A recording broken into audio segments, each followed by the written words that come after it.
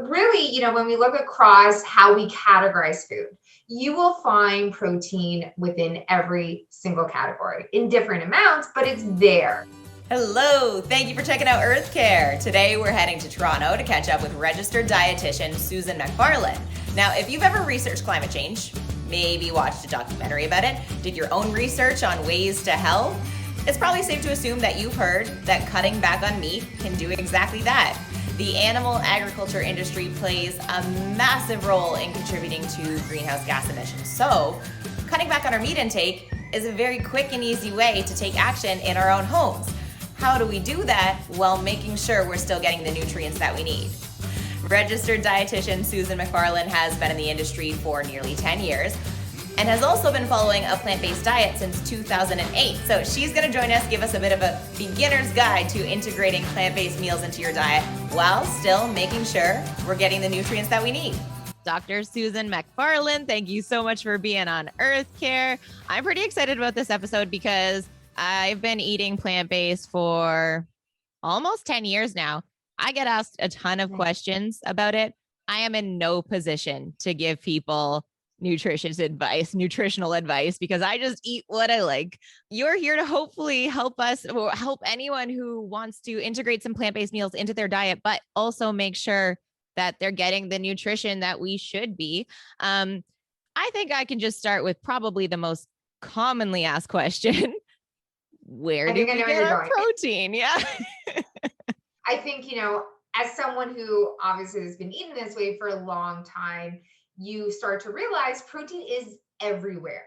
Protein deficiency is just not something that exists in our Canadian context when there's enough calories. So that's the first thing, first and foremost, is you have to eat enough to get enough protein. But really, when we look across how we categorize food, you will find protein within every single category in different amounts, but it's there. What we more so, as a dietitian specialized in veganism, what I'm more so looking at is, okay, well, what actually comes with that protein? So I'm actually looking at putting in certain key foods that are going to make sure your iron and your zinc and certain amino acids are there. So rule of thumb, I just tell people is you can't just take out protein foods and not put them back in. So As long as people are eating pulses, which technically soy falls into that category, but we sometimes, separate the two. But if you're eating the main categories, I look at our pulses. So beans, chickpeas, lentils, anything soy based, and then anything gluten based. So gluten is a fantastic source of protein that gets a very bad, unfair reputation. But those are where we can get really, really good amounts of protein. And then our vegetables and our grains, even a little bit of fruit, and some of our, fat sources also have some protein, so they can round it out for us. What about iron? Because I feel like that's actually a big one. Like I've even run into iron issues where I'm like, well, that's something I need to look into. It basically comes down to a period. Are you a human being who's still getting menstrual cycle? Because that really is the biggest factor that's going to influence your iron needs. Because typically iron in the body stays in the body unless you lose it through blood. So for sure, I would say any human who is getting a menstrual cycle may run into that issue. So I think, there's things that we can look at in regard to that. So one end, we can talk about, if you're having very heavy periods, can you talk to your physician about things that you can do to lighten a period or not get a period, beyond what my scope or what I would do, but you can look at that end. And then from my end, from a nutrition standpoint, that's where we do want to focus on iron-rich foods. And that's where the protein message comes in. So as long as you're including some of those categories of protein, so specifically the pulses, I would say soy is really important here, as is the seitan group, because they're just so iron-rich. So by including those foods, you will also get enough iron in your diet. There's some other things we can tweak as well, or add in things like pumpkin seeds are such a fantastic source, looking at how how certain nutrients are interacting, how much coffee you're drinking, if you're a runner, if you donate blood. So it's not just what you're eating. I do want to look at that and say, okay, can we maximize this? But I also look at the context around your iron.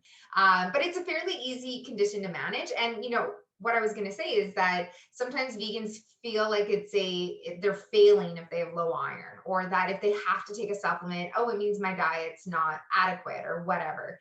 And for a lot of athletes who are vegan, myself included, I take an iron supplement. I don't take it every day, but I monitor my values and I say, well, if you want to run X amount and if you want to train this hard, you just need to keep your iron at this level. And it's impossible for me to sometimes eat the amount of food and that I would need to keep it there. So I always, add that caveat, we can do everything we can, but iron supplements are available and we have vegan versions that we can supplement if we need that. Okay. So if someone is thinking about integrating plant-based meals into their diet, periodically, once a week, whatever it is, what are some easy things to like switch to and make sure they're still, checking all their boxes? For sure. And I think people find it much more overwhelming than it is because they think it's like a whole new way of living. And it's not, it's your way of living, but eating plant-based foods. So I think, the first thing I get people to do is, write out a day or a couple days of what you're typically eating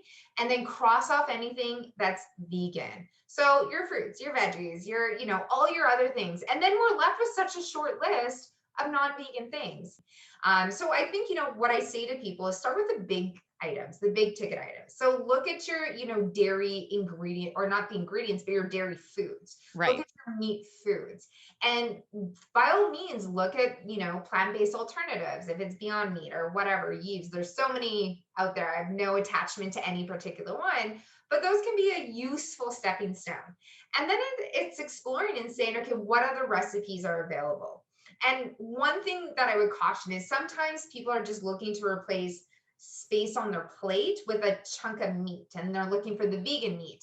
And what we want to start doing is you got to start transitioning to looking for different recipes. So what I would maybe be searching for is vegan protein entrees or vegan, tofu entrees, vegan chickpea entrees. Interesting. Things like that are about, because you can't just veganize an omnivore diet. You have to kind of, in a way, start from scratch. Mm-hmm. You can absolutely veganize some items like lentil shepherd's pie or shepherd's pie. I don't think in my mind that, to me, shepherd's pie is just lentils. Yeah. But there's certain things that, you can absolutely veganize, but you can get stuck in a rut and always looking at like, well, this is what I did omnivore, so now I need to find a vegan version, and you're just missing out on so many different options.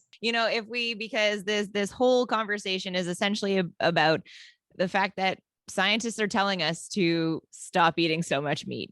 Scientists are begging us to start thinking more plant-based. So if we are in a position, because of course, not everybody is in a position to eat plant-based, but if we are, why is it something we should care about? I mean, I think there's a lot of reasons to care about it, eating plant-based or thinking about it. And I find, there's so much already defensiveness rather than just thinking about, okay, well, what does this actually mean? Why are people encouraging this to happen?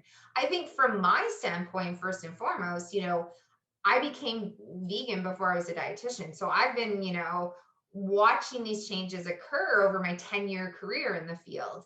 And when I first started, I had to be so careful because people really thought that I was trying to push my views and values. But what I realized, and I was trying to tell people, is this is a tool that empowers people's health. This is a tool that can help someone with diabetes better manage their diabetes or prevent certain types of cancer or, achieve and sustain a weight that's right for their body. So that is a big piece is, I look at a plant-based diet, and for a lot of people, it is an empowering tool that lets you live well. It gives you, there's so much nutrient density. It's giving you what your body really needs to thrive.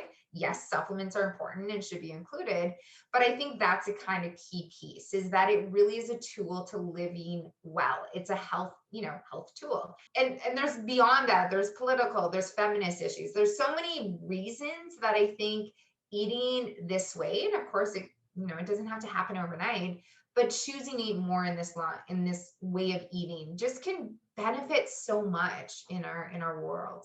Well, it was so great to meet you and talk to you. And next time someone asks me about where I get my protein, I feel like I'm going to have a much more educated answer now. So thank you. Thank you as well.